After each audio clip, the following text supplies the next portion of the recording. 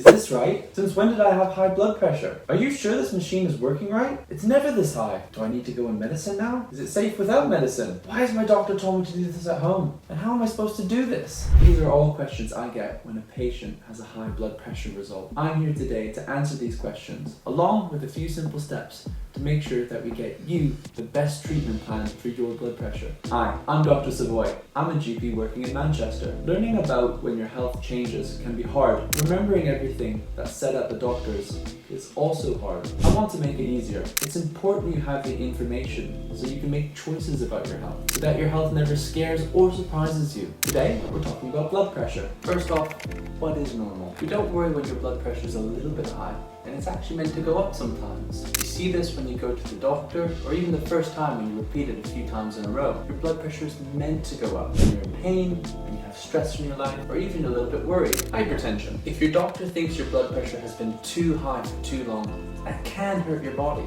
I suggest you think of the blood vessels in your body like the pipes in your house, and your organs like the appliances, such as the sink or the dishwasher. If your house's water pressure was too high at once, the pipes would burst. If the pressure was too high for too long, it would damage your sink and your dishwasher. In the body, a burst pipe or blood vessel is a stroke, and damage to your sink might be kidney or heart damage. These things can leave you disabled, affect the things that you're able to do in life, or even make you dependent on medication you might not have needed. The problem is that most people can't feel that their blood pressure is high, and if we don't treat it, the damage can build up over years. When your body's at risk of damage from high blood pressure, we call that hypertension. But Dr. Savoy, how do I know when my blood pressure's gone up? Because I'm a bit nervous at the doctor's, or because I have hypertension? It's important to know this, because if we don't, we might give you medicine that drops your blood pressure too low, which is also bad. To better understand your true blood pressure, we look at how it changes throughout the week,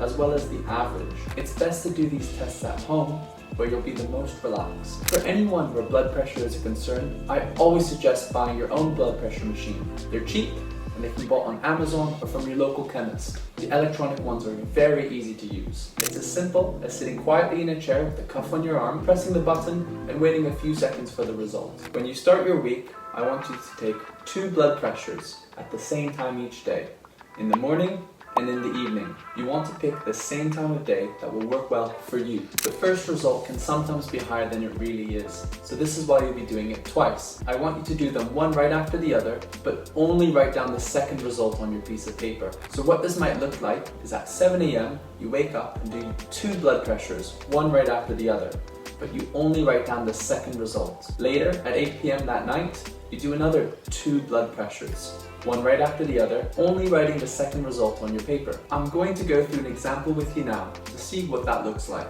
I've done an example sheet here with my own blood pressure results over the week. This is what it looks like when it's filled out and ready to take to the doctor. As you can see, I've chosen to do my blood pressure at 7:30 a.m. and 8 p.m. each day. Each time I did it twice in a row, but I've only written the second one here. I've done this for Monday morning and for Monday evening. The next day I woke up and did the same thing again at the same time, and I continued throughout the week. Now that my week is done, I'm ready for my appointment with my doctor. It will be helpful for me and the doctor to know the average of my results.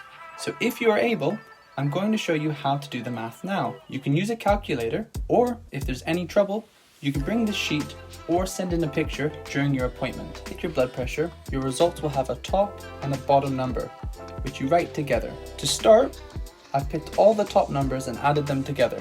For my results, this comes out to the number 1,800. To find the average, I take the combined top numbers and divide it by the number of readings I've done. During this week, I've managed to take 14 results, but this number might change for you if you've missed a few. It turns out my top average is 120. I can look back and check that this looks right because 120 is near all the top numbers that I've taken from the week. Next, I do the same with the bottom numbers. I've added them and then divided by 14, which gives me the second average of the bottom number of 80.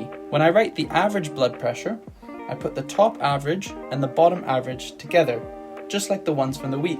So my average blood pressure is 120/80. When you go to your appointment, it's important that you show your doctor the results from the week. You can bring in your piece of paper or your doctor may ask you to send a picture of your paper via text message. If you've been able to calculate the average, it's also helpful to have that too. Your doctor will use both things together to better understand your blood pressure and make a plan. The plan may involve lifestyle advice, medicine, or even focusing on other conditions that may be worsening your blood pressure. If medication is needed, it's important to have as much information as we can so that we can give you the right medicine at the right dose at the right times. Hopefully this video has been helpful to show you how doctors think about your blood pressure, how to best monitor it at home, and how to come to your appointment to get the best possible plan for you. I've provided a link to some blood pressure machines that you can buy on Amazon, including the one that I use with my patients below. If you have any further questions about hypertension, the condition of having too high blood pressure, please see my video where I talk about it in a bit more detail, and feel free to leave comments below. You can find all these links in the description below. If you found this video helpful, please like the video. Likes help this video to be seen by other people who may also find it helpful, for both themselves as well as their family members. If you have any questions, feedback, or things that you'd like to see in upcoming videos as we grow this page, please comment in the section below. I've been Dr. Savoy, and thanks for watching.